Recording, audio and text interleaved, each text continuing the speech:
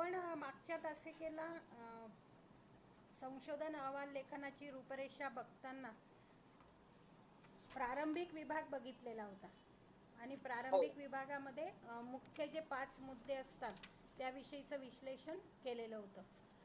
आता त्यानंतरचा जो दुसरा भाग आहे तो म्हणजे मुख्य विभाग, प्रकल्प अहवालाचा मुख्य विभाग. आता प्रकल्प अहवालाचा जो मुख्य विभाग असतो त्यामध्ये सर्वसाधारणपणे 6 प्रकरणं समाविष्ट केलेली असतात. परंतु आपल्या PhDच्या याच्यामध्ये आता जसं की मुक्त विद्यापीठाचं असेल किंवा इतर विद्यापीठाचं असते तर बऱ्याच याच्यामध्ये थोडाफार फरक आहे. जसं की कोणत्या विद्यापीठामध्ये 6 प्रकरणं असतात, कोणत्या विद्यापीठामध्ये 5 प्रकरणं असतात. तर आपल्याला PhDच्या दृष्टिकोनातून या ठिकाणी मुख्य 5 प्रकरणं लक्षात घ्यायची आहे. म्हणजे 5 प्रकरणाचा अंतर्भाव PhD संशोधन अहवालामध्ये होणार आहे. तर प्रकल्प अहवाल जो असतो किंवा आपला जो संशोधन अहवाल असतो त्यामध्ये 5 प्रकरणं नेमकी कोणती असतात. तर पहिलं प्रकरण असते ते म्हणजे प्रस्तावना. दुसरं आहे ते संशोधन समस्येशी संबंधित पूर्व साहित्याचा व संशोधनाचा आढावा. नंतर प्रकरण तिसरे संशोधनाची कार्यपद्धती. प्रकरण चौथे सांख्यिकीय विश्लेषण व अर्थनिर्वचन. आणि प्रकरण 5वं असते सारांश, निष्कर्ष, शिफारशी व सूचना. असे एकूण 5 प्रकरणं हे मुख्य विभागामध्ये दिलेली असतात. यामधलं आता आपण पहिलं प्रकरण जे आहे प्रस्तावना ते बघूया की पहिल्या प्रकरणामध्ये प्रस्तावनेमध्ये नेमकं काय अंतर्भूत असते. आता प्रस्तावना हे जे प्रकरण आहे यामध्ये संशोधनाचं जे महत्त्व आहे किंवा संशोधनाची गरज ही प्रामुख्याने या प्रकरणातून आपल्या निदर्शनास येते.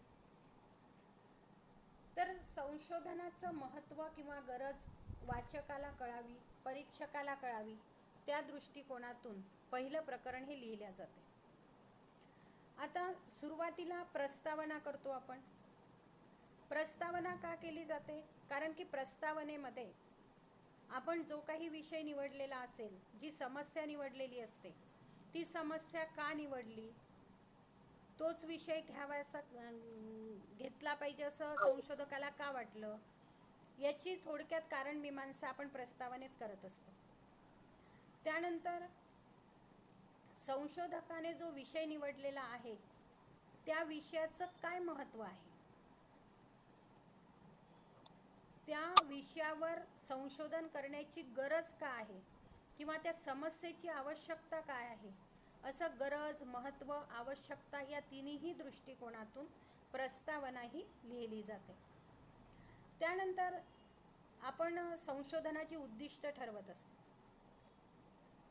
कारण संपूर्ण संशोधन हे उद्दिष्टानुरूप होत असते. जे काही उद्दिष्ट आपण ठरवतो ती उद्दिष्ट साध्य करण्यासाठी मग आपण संशोधनामध्ये वेगवेगळ्या पद्धतीचा अवलंब करून त्या उद्दिष्टाप्रत पोहोचण्याचा प्रयत्न करत असतो. मग संशोधनाची उद्दिष्ट जी स्पष्टपणे मांडलेली असतात ती उद्दिष्ट कोणती आहे हे सुद्धा आपल्याला प्रस्तावना या प्रकरणातून समजू शकते. त्यानंतर वेळेच्या नुसार संशोधनामध्ये आपण परिस्थितीनुरूप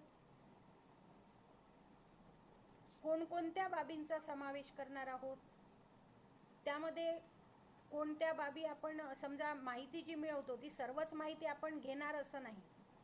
तर जी काही तथ्य संकलित केली असतील, माहिती संकलित केली असेल, त्या माहितीच्या मधून आपण नेमकी कोणती माहिती घेणार आहोत, हे निष्कर्षानुसार त्यामध्ये कोणता बदल करण्यात येईल याची सुद्धा मीमांसा ही पहिल्या प्रकरणात प्रस्तावनेमध्ये करण्यात येते. एकंदरीत आपण जर विचार केला तर आपण संशोधन सुरू करण्यापूर्वी जो आराखडा तयार करतो, सेनॉप्सिस ज्याला आपण म्हणतो संशोधनाचा, या सेनॉप्सिसमध्ये म्हणजेच या संशोधनाच्या आराखड्यामध्ये जे जे मुद्दे समाविष्ट केले जातात ते सर्व मुद्दे या पहिल्या प्रकरणामध्ये अंतर्भूत होतात. जसं की समस्या विधान असेल, समस्येच्या कार्यात्मक व्याख्या, त्यानंतर संशोधनाची उद्दिष्टे, संशोधनाची चल, त्यानंतर संशोधनाची गरज, आवश्यकता, समस्येचं महत्त्व, व्याप्ती, मर्यादा, कोणत्या पद्धतीचा आपण उपयोग करणार आहोत, संशोधन पद्धती, या सर्वांचा अंतर्भाव हा पहिल्या प्रकरणामध्ये म्हणजेच प्रस्तावनेमध्ये करण्यात येतो. यामागचं कारण काय असते की पहिलं प्रकरण थोडक्यात वाचलं की त्यावरून अंदाज बांधता येतो की नेमकं संशोधकाला काय करायचं आहे किंवा संशोधकांनी नेमकं काय केलेलं आहे, त्यांनी कोणती उद्दिष्ट ठरवली आहे, त्याची व्याप्ती मर्यादा काय आहे, जनसंख्या काय आहे, त्यांनी नमुना निवड कशी केली आहे, या सर्वांचा थोडक्यात आढावा हा पहिल्या प्रकरणातून वाचकाला येत असतो. म्हणून पहिल्या प्रकरणामध्ये आपल्या ज्या आराखड्यामध्ये जी मुद्दे आपण घेतलेली असतात त्या सर्व मुद्द्यांचा समावेश हा पहिल्या प्रकरणामध्ये होत असतो. मग पहिल्या प्रकरणाचं जे मुद्देसूद मांडणी केली जाते त्यामध्ये पहिलं 1.1 प्रस्तावना म्हणजे प्रास्ताविक करावं लागते की आपण ही समस्या का निवडली, का घ्यावीशी वाटली, याच क्षेत्रामध्ये या विषयामध्ये का संशोधन करावं वाटलं. त्यानंतर 1.2 समस्या विधान, समस्या विधानानंतर 1.3 समस्येच्या कार्यात्मक व्याख्या, नंतर 1.4 उद्दिष्ट, 1.5 समस्येची गरज, 1.6 गृहीत व परिकल्पना, त्यानंतर 7वा मुद्दा संशोधनाची चल, 8वा मुद्दा येईल संशोधनाची आवश्यकता व महत्त्व, आणि 9वा मुद्दा येतो तो म्हणजे संशोधनाची व्याप्ती व मर्यादा, आणि नंतर समारोप थोडक्यात त्या प्रकरणाचा. या पद्धतीने पहिलं जे प्रकरण आहे प्रस्तावना याची या प्रकारे मुद्देसूद मांडणी केली जाते. त्यानंतरचं दुसरं प्रकरण आहे ते म्हणजे संशोधन समस्येशी संबंधित पूर्व साहित्याचा व संशोधनाचा आढावा.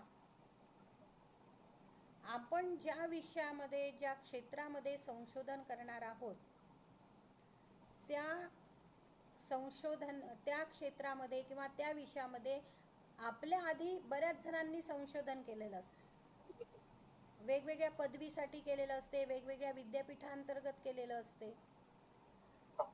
मग आपल्या विषयाशी निगडीत, आपल्या विषयाशी संबंधित आणि याआधी कोणकोणते संशोधन झाले याचा पूर्व आढावा आपल्याला घ्यावा लागतो.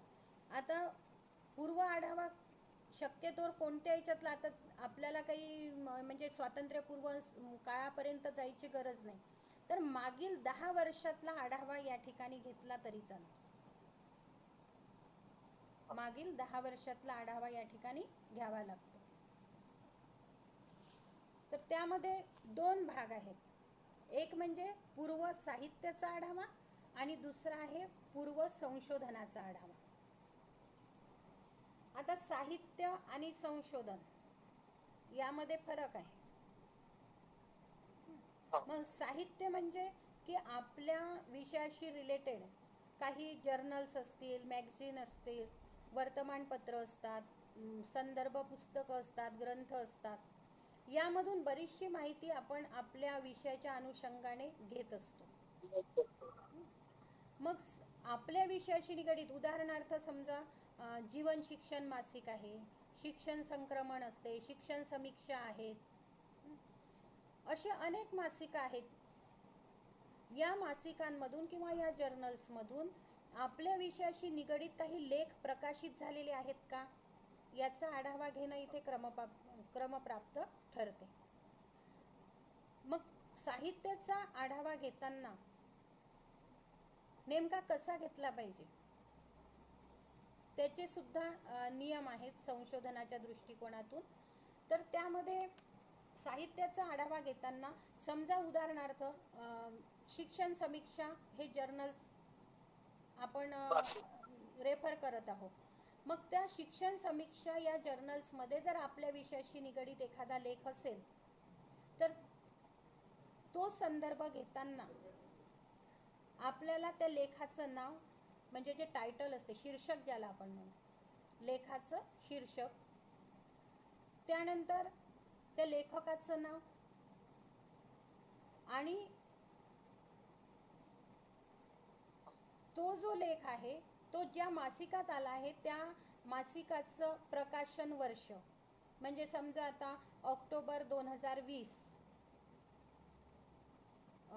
त्याची व्हॉल्यूम नंबर असतो तो व्हॉल्यूम नंबर, अशा प्रकारे तिथे माहिती घेणं हे अपेक्षित असते.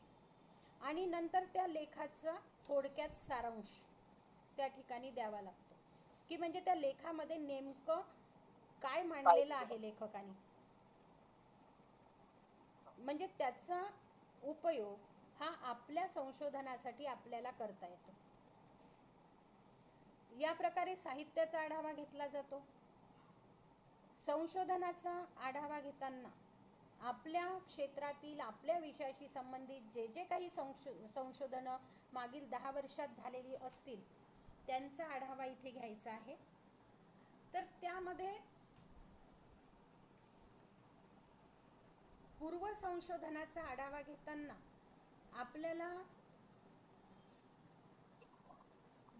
PhDच्या संदर्भातील जे काही संशोधनं असतील, PhD लेवलसाठी झालेले, त्यानंतर MPhil साठी झालेले ते सुद्धा, तर यामध्ये आपल्याला असं वर्गीकरण करावं लागेल की सुरुवातीचे 4-5 संदर्भ जे आहेत, आढावे आहेत, ते PhDशी निगडीत असतील, की नंतरचे MPhil पदवीसाठी झालेले काही संशोधनं असतील, किंवा मग MAd लेव्हलला झालेले काही संशोधनं असतील.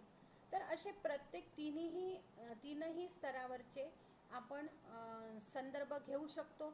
या व्यतिरिक्त जर आपल्याला मिळाले तर आपण डिलीट सारख्या पदवी साठी जी संशोधनं झाली आहे ती जर आपल्याला मिळाली तर त्याचा सुद्धा आढावा या ठिकाणी आपण घेऊ शकतो. मग यामध्ये संशोधनाचा आढावा घेताना नेमकं काय घेतलं पाहिजे, तर त्यामध्ये सुरुवातीला संशोधनाची जी समस्या असेल ते समस्या विधान, त्यानंतर त्या संशोधकाचं नाव आणि ते संशोधन कोणत्या विद्यापीठात सादर केलेलं आहे त्या विद्यापीठाचं नाव आणि कोणत्या वर्षी केलेलं आहे, ते संशोधनाचं वर्ष, ही माहिती लिहिल्यानंतर मग त्या संशोधनाची जी उद्दिष्ट असतात ती उद्दिष्ट, त्या संशोधनासाठी वापरलेली संशोधन पद्धती याचा उल्लेख करावा लागतो आणि संशोधनाचे निष्कर्ष, मुख्य भाग आहे तो म्हणजे निष्कर्ष. हे 3 जे मुद्दे आहे, उद्दिष्ट, संशोधन पद्धती आणि निष्कर्ष, हे 3 मुद्दे आपल्याला त्या ठिकाणी त्या संशोधनाचे घ्यायचे असतात. या पद्धतीने पूर्व संशोधनाचा आढावा आपल्याला घ्यावा लागतो. आता हे पूर्व संशोधनाचा किंवा साहित्याचा आढावा नेमका किती घ्यावा हा सुद्धा एक प्रश्न असतो. तर आपल्या विषयाशी रिलेटेड जे जे संशोधनं असतील त्यापैकी त्यामध्ये जवळपास समजा संशोधनाचा विचार करता 10 ते 12 आढावे तरी आपल्याला त्या ठिकाणी घेणं क्रमप्राप्त असते. त्यापैकी समजा उदाहरणार्थ 12 संदर्भ आपण मिळवले तर त्यापैकी 4-5-6 PhD लेवलचे, 2-3 MPhil लेवलचे, 2-3 MAd लेवलचे असे त्याचं वर्गीकरण आपण करू शकतो. आता याची काही असं ठराविक हे नाही की एवढेच PhDचे घेतले पाहिजे किंवा एवढेच MPhilचे घेतले पाहिजे, परंतु सर्वसाधारणपणे कमीत कमी 10-12 तरी पूर्व संशोधनाचे आढावे तिथे आपल्याला घेणं गरजेचं आहे. त्यामध्ये दुसरं प्रकरण लिहिताना सुरुवातीला आपल्याला 2.1 हा जो मुद्दा आहे तो आहे प्रस्तावना. म्हणजे दुसऱ्या प्रकरणात सुद्धा सुरुवातीला आपल्याला प्रस्तावना करणं गरजेचं असते. प्रस्तावनेत काय करू आपण की संदर्भ साहित्य म्हणजे काय, संशोधन म्हणजे काय, किंवा पूर्व संशोधनाचा आढावा का घेतला पाहिजे, त्याची का गरज आहे, पूर्व संशोधन किंवा पूर्व साहित्याचा आढावा घेण्याची उद्दिष्ट, असं थोडक्यात आपल्याला त्या प्रस्तावनेमध्ये लिहावं लागेल. मग दुसरा मुद्दा येईल 2.2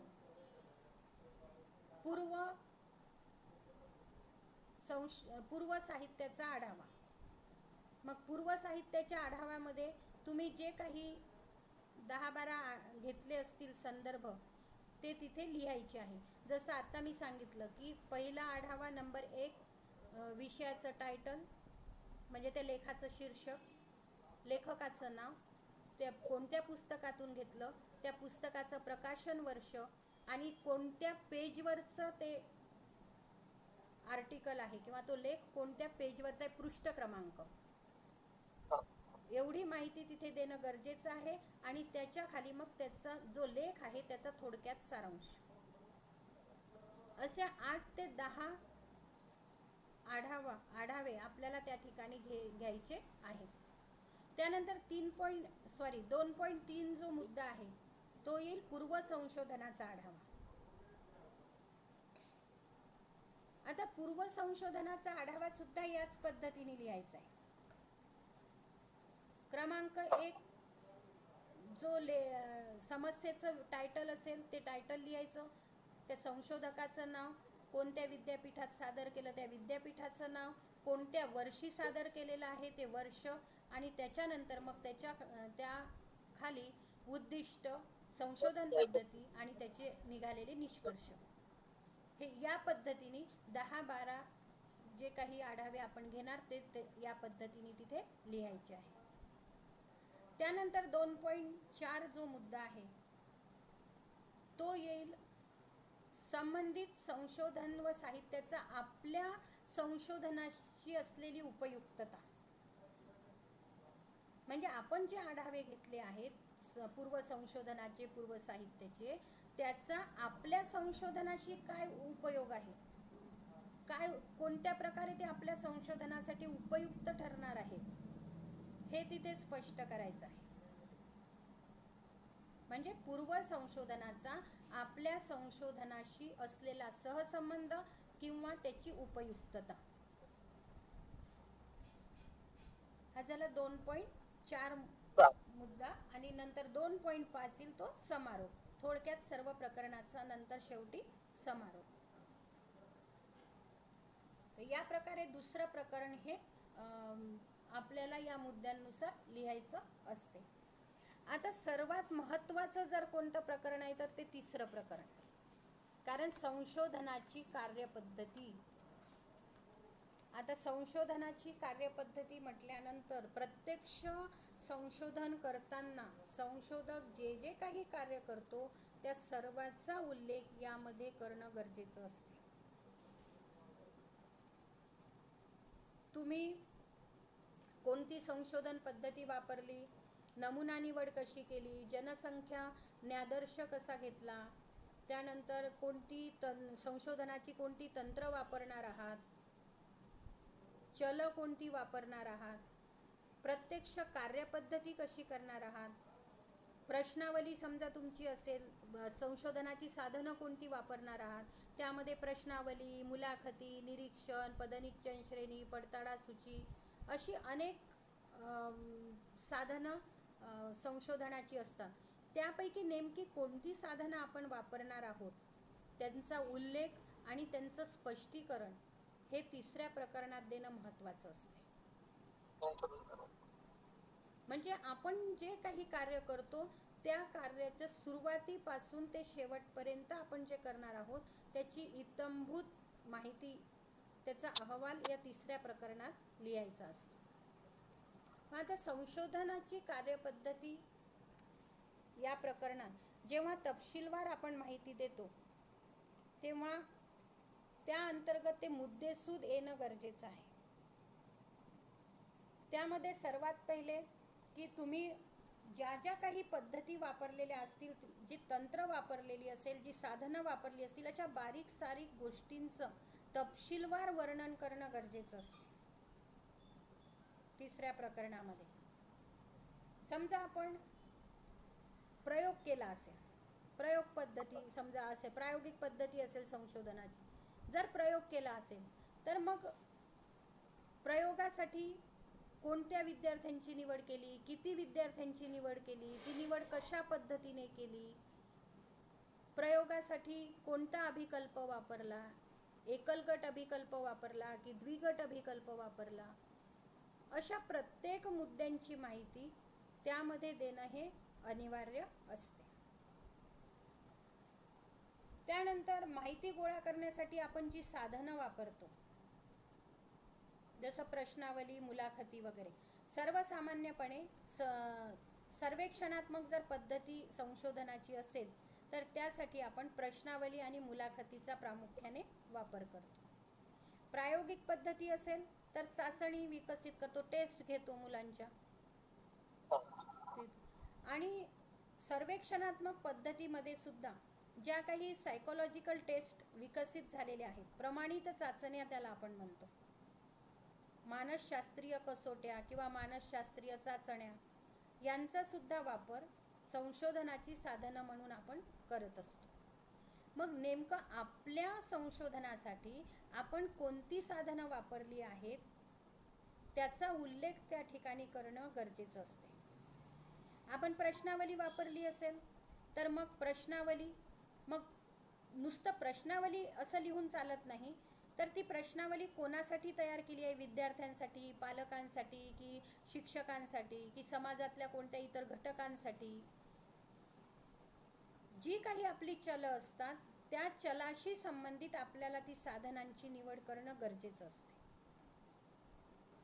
म्हणून जेव्हा आपण साधनांची निवड करतो आणि त्याचा उल्लेख जेव्हा या प्रकरणामध्ये करतो, तेव्हा समजा आता प्रश्नावली असेल तर मग प्रश्नावलीचं जे काही एकंदरीत प्रश्नावली म्हणजे काय, प्रश्नावलीचाच वापर आपण या संशोधनासाठी का केला, प्रश्नावलीचे वैशिष्ट्य काय असतात, तुम्ही बहुपर्यायी प्रश्नावली वापरत आहात किंवा म्हणजे मुक्त प्रश्नावली वापरत आहात की बंदिस्त प्रश्नावली वापरत आहात, याचं सर्व समर्पक अशी मांडणी, विश्लेषण त्या ठिकाणी करणं गरजेचं असते. मुलाखत तंत्राचा वापर करत असू तर मुलाखत म्हणजे काय, मुलाखतीचे प्रकार कोणते असतात, या मुलाखत ही कशी घेतली जाते, नेमकं मुलाखतीमध्ये किती प्रश्नांचा समावेश केला गेला पाहिजे, अशी जी माहिती आहे या सर्व माहितीचं वर्णन किंवा विश्लेषण हे तिसऱ्या प्रकरणामध्ये करणं गरजेचं असते. त्यानंतर तिसऱ्या प्रकरणामध्ये आपली जी समस्या असेल, जो विषय असेल, त्या विषयाची वैशिष्ट्य स्पष्ट केलेली असतात. आणि तिसऱ्या प्रकरणावरून संशोधनासाठी प्रत्यक्ष केलेल्या कार्यवाहीची कल्पना येते की संशोधकाने प्रत्यक्ष काय कार्यवाही केली याची कल्पना येण्यासाठी ती संशोधनाची कार्यपद्धती हे प्रकरण लिहिल्या जाते. दुसरा अजून फायदा काय होतो या प्रकरणातून की संशोधनाची कार्यपद्धती विस्तृतपणे लिहिल्यामुळे त्याच्या पुढचं जे प्रकरण असतं, चौथं प्रकरण, प्राप्त माहितीचे सांख्यिकीय विश्लेषण, अर्थनिर्वचन, हे करण्यासाठी सोपं जाते. आणि म्हणून तिसऱ्या प्रकरणामध्ये संपूर्ण कार्यविवेचन करणं हे गरजेचं असते. आता नेमकी तिसऱ्या प्रकरणामध्ये कोणते मुद्दे यायला पाहिजे, त्यामध्ये 3.1 म्हणजे प्रस्तावना. 3.1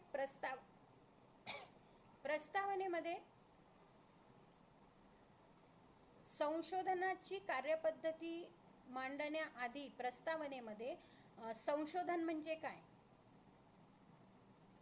संशोधनाचे प्रकार कोणते, या प्रकारापैकी आपल्या समस्येसाठी कोणत्या प्रकाराची निवड केली. जसं संशोधनाचे प्रकार असतील, सर्वेक्षणात्मक संशोधन, प्रायोगिक संशोधन, ऐतिहासिक संशोधन, उपयोजनात्मक संशोधन. तर यापैकी मी माझ्या समस्येसाठी कोणता प्रकार निवडला. आणि मग जर सर्वेक्षणात्मक पद्धतीची निवड करण्यात आली या संशोधनासाठी, तर मग सर्वेक्षण म्हणजे काय, सर्वेक्षण पद्धतीची थोडक्यात व्याख्या, असं थोडक्यात प्रस्तावनेमध्ये देणं गरजेचं असते. नंतर 3.2 यामध्ये 3.2 मध्ये संशोधनाची पद्धती, कोणती पद्धती निवडली, की संशोधनासाठी सर्वेक्षणात्मक पद्धतीचा वापर करण्यात आला, जी कोणती आपण निवडली असेल. मग सर्वेक्षणात्मक पद्धती म्हणजे काय, त्याची वैशिष्ट्य कोणती, त्याचे फायदे कोणते, ते त्या ठिकाणी लिहिणं गरजेचं आहे. त्यानंतरचा मुद्दा 3.3 संशोधनाची साधनं, प्रश्नावली, मुलाखती, पदनिश्चय श्रेणी. मग संशोधनाची साधने, कोणकोणती साधने असतात, त्यापैकी आपण आपल्या संशोधनासाठी कोणत्या साधनाची निवड केली, आणि ज्या साधनाची निवड आपण आपल्या संशोधनासाठी केलेली असेल त्याचं मग थोडक्यात विस्तृत वर्णन. त्यानंतर संशोधनाची साधनानंतर संशोधनाची चल,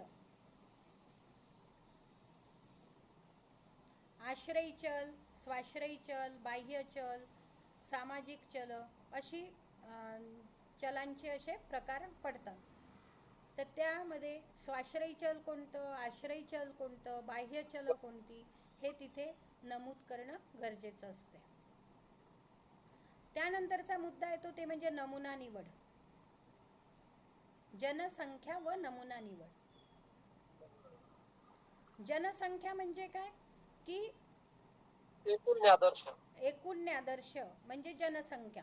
समजा माध्यमिक स्तरावरसाठी आपलं संशोधन असेल तर संपूर्ण माध्यमिक शाळा ही झाली जनसंख्या, म्हणजे माध्यमिक शाळेतील संपूर्ण माध्यमिक शाळेतील विद्यार्थी ही झाली जनसंख्या. आणि त्यामधून आपल्याला नमुना निवड करायची असते, प्रातिनिधिक स्वरूपात निवडलेले विद्यार्थी म्हणजे नमुना. हां, ती झाली नमुना निवड. मग ती नमुना निवड कोणत्या पद्धतीने केलेली आहे. न्यादर्शच्या वेगवेगळ्या पद्धती आहे, गुच्छ न्यादर्श, त्यानंतर लॉटरी पद्धती आहे ना.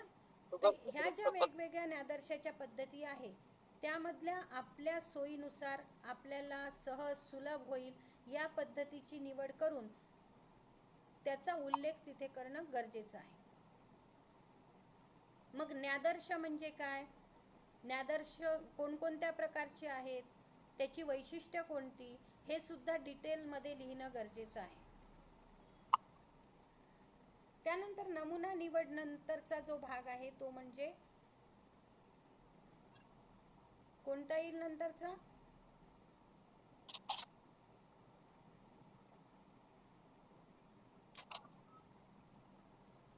संशोधन साधने.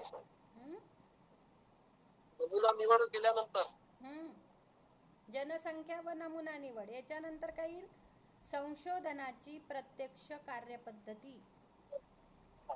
म्हणजे संशोधन करत असताना आपण कोणकोणत्या प्रोसिजरनी माहिती मिळवली ते सर्व त्या संशोधनाची प्रत्यक्ष कार्यपद्धतीमध्ये मग आपल्याला सविस्तर त्यामध्ये लिहायचं आहे की सुरुवातीपासून आपण काय काय प्रक्रिया केलेली आहे ती पूर्ण त्यामध्ये देणं अपेक्षित असते. मग समजा आपण विद्यार्थ्यांसाठी काही उपक्रम राबवले असतील, ते कोणते उपक्रम राबवले, काही प्रश्नावली विकसित केली असेल तर कोणती, कोणाकोणासाठी प्रश्नावली विकसित केली, त्या प्रश्नावलीमध्ये किती प्रश्न घेतलेत, किंवा टेस्ट घेतल्या असेल तर कोणकोणत्या टेस्ट घेतल्या. हां बरोबर, कोणत्या टेस्ट घेतल्या, कोणती, समजा आपण प्रमाणित चाचणीचा वापर केला असेल तर मग प्रमाणित जी रेडीमेड चाचण्या मिळतात मानसशास्त्रीय चाचण्या. तर त्यामध्ये कोणत्या चाचण्यांचा वापर केला, त्याचे लेखक म्हणजे ते चाचण्या विकसित करणारे जे मानसशास्त्रज्ञ असतात त्यांची नावं, तर या प्रकारे त्यांचा उल्लेख तिथे करायचा असतो. आणि कशी प्रक्रिया तुम्ही केलेली आहे.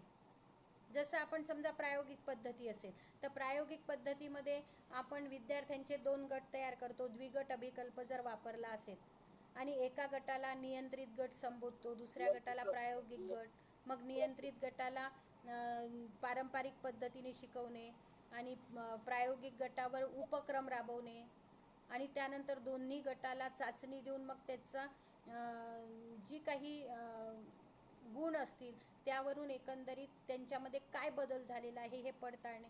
या पद्धतीने जी काही प्रोसेस आपण करतो आहोत ती पूर्ण प्रोसेस संशोधनाच्या कार्यपद्धती अंतर्गत लिहायची असते. त्यामध्ये काही आलेख असतील, तक्ते असतील, ते सुद्धा त्या ठिकाणी देणं गरजेचं आहे. आकृत्या असतील, काही उपक्रम असतील, या सर्वांचा विचार या कार्यपद्धतीमध्ये करायचा असतो. म्हणजे मुख्य तुमचं जे प्रकरण आहे ते म्हणजे संशोधनाची कार्यपद्धती. तुम्ही नेमकं काय केलेलं आहे ते या प्रकरणावरून लक्षात येत असते.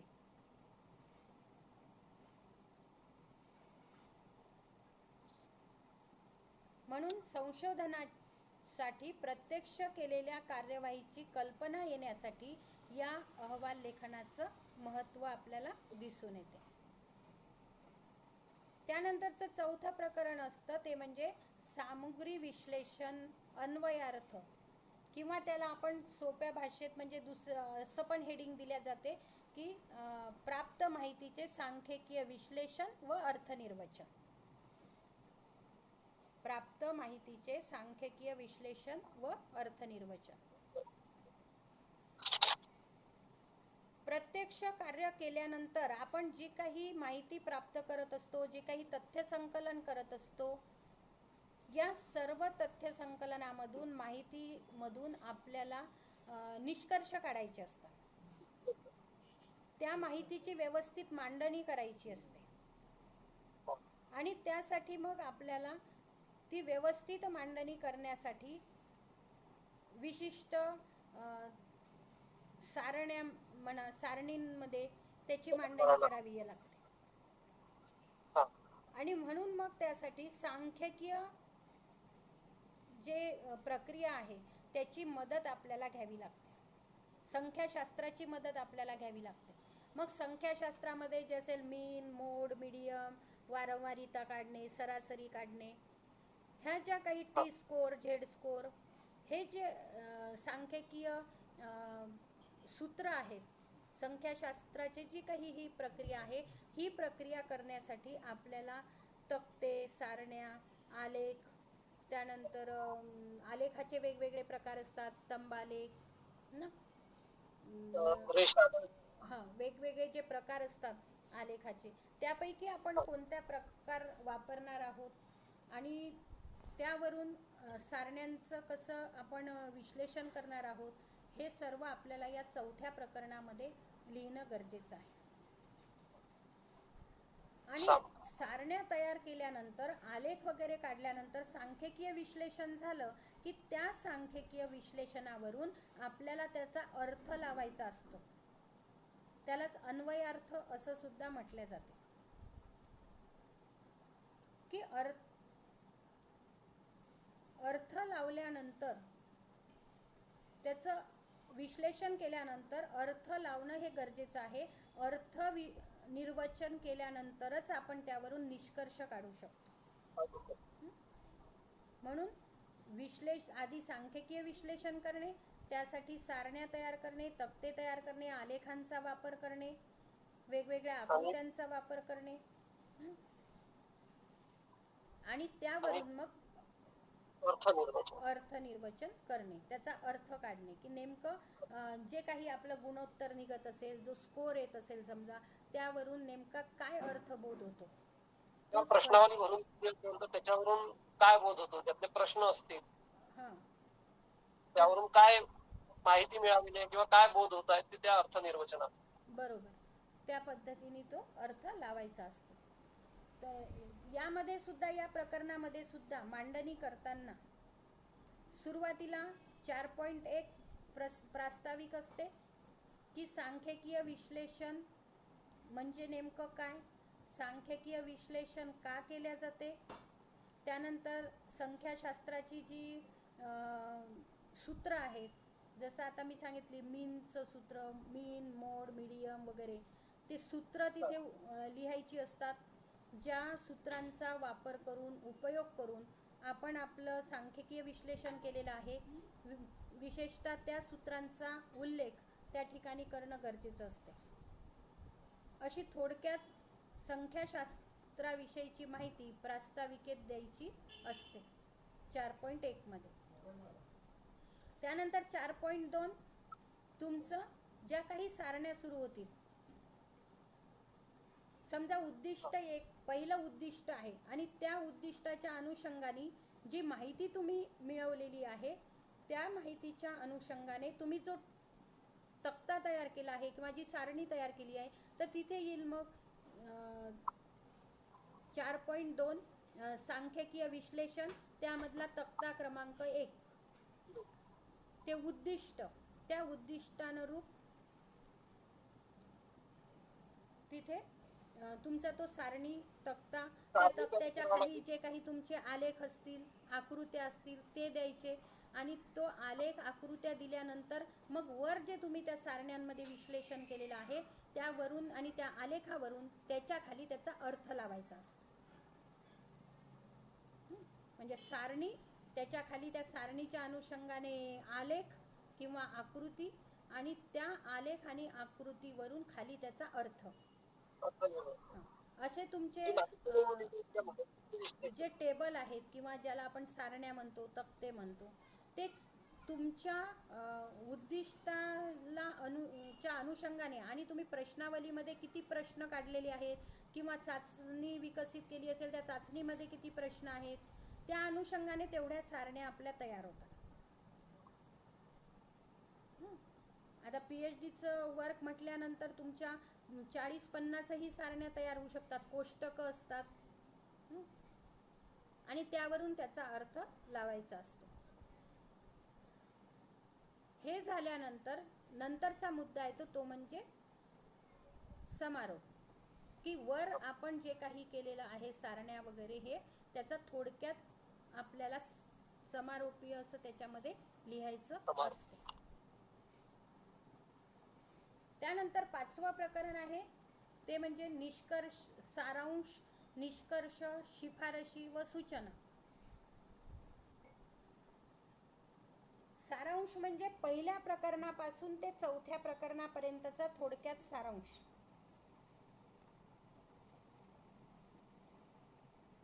पहिल्या प्रकरणापासून ते 4थ्या प्रकरणापर्यंतचा थोडक्यात सारांश इथे घ्यायचा असतो, आणि तो सारांश झाला की मग त्याच्या खाली निष्कर्ष.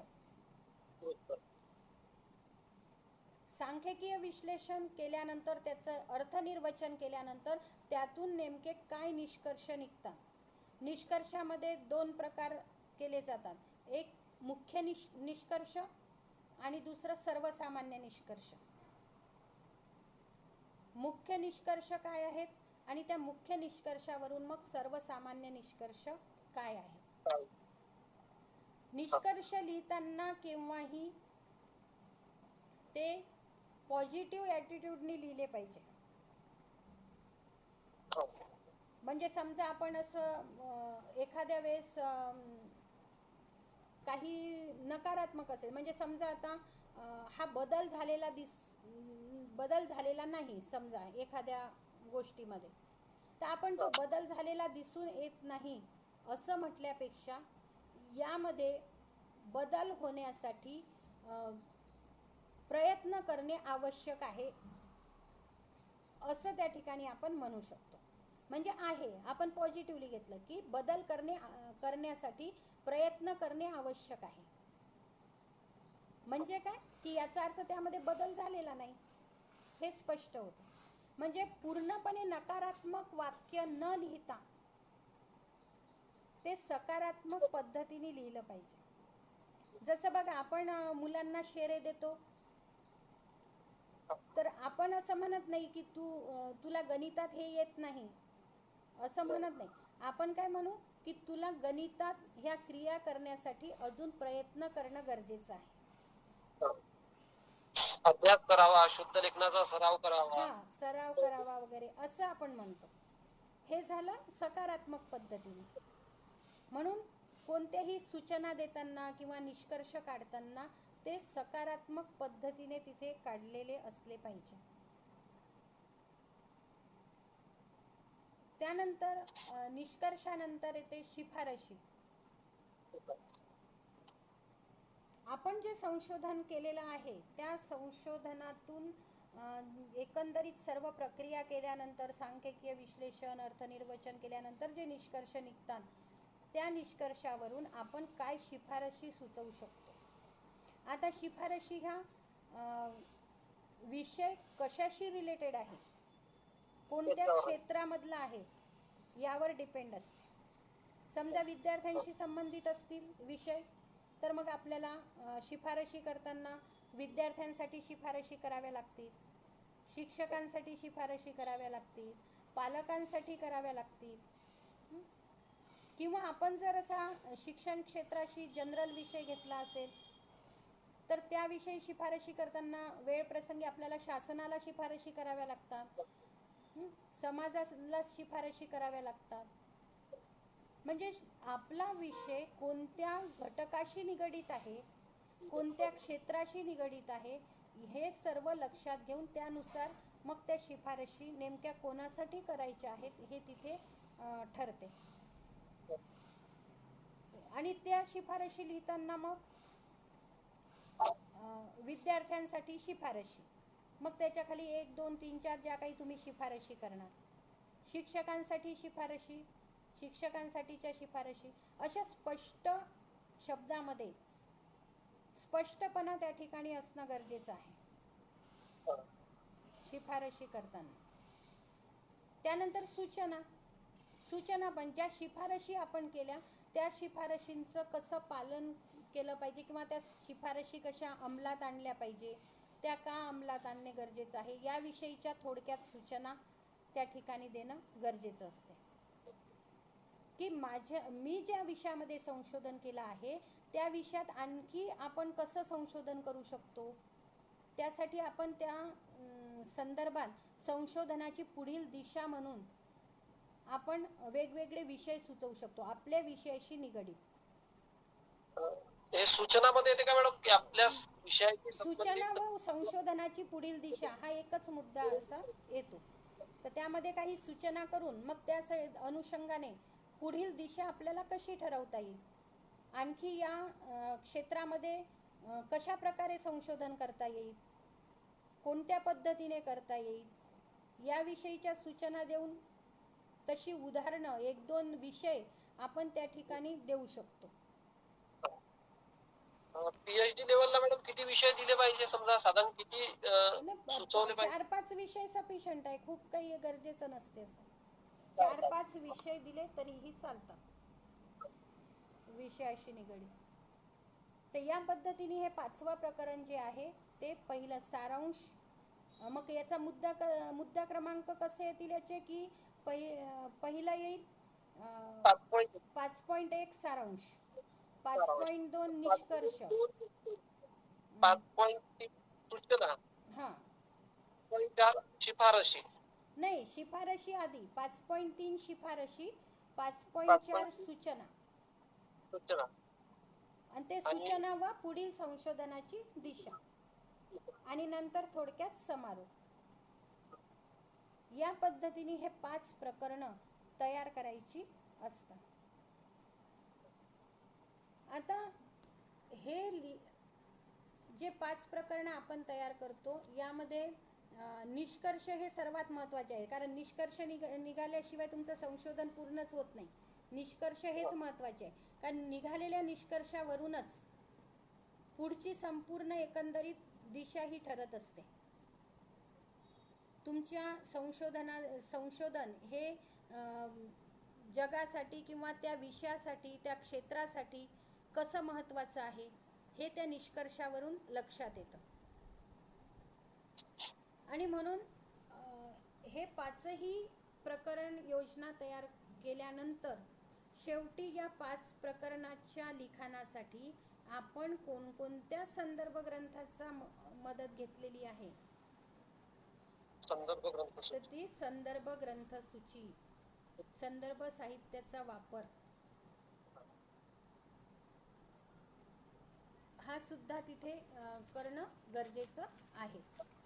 आता आपण बघितलंय की मुख्य जो अहवाल आहे, मुख्य प्रकरण योजना ही किती प्रकरण योजना झाली आपली? 5 है ना. म्हणजे प्रकल्पाचं मुख्य जी प्रकरण योजना आहे ती 5 प्रकरणामध्ये आहे.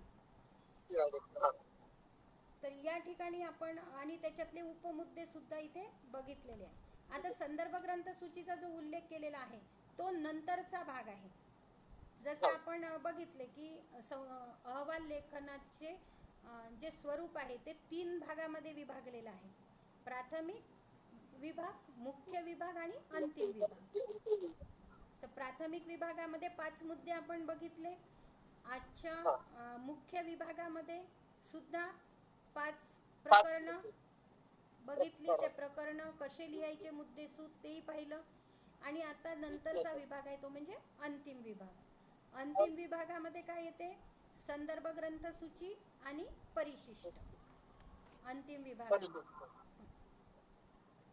तर आपण आता पुढच्या तासाला अंतिम विभागाची जी मांडणी आहे ती कशी केली पाहिजे, संदर्भ ग्रंथ सूची कशी लिहिली पाहिजे, परिशिष्ट म्हणजे काय, परिशिष्ट कोणते किती असले पाहिजे, कोणत्या पद्धतीने परिशिष्टांची मांडणी केली पाहिजे हे आपण पुढच्या तासाला पाहू.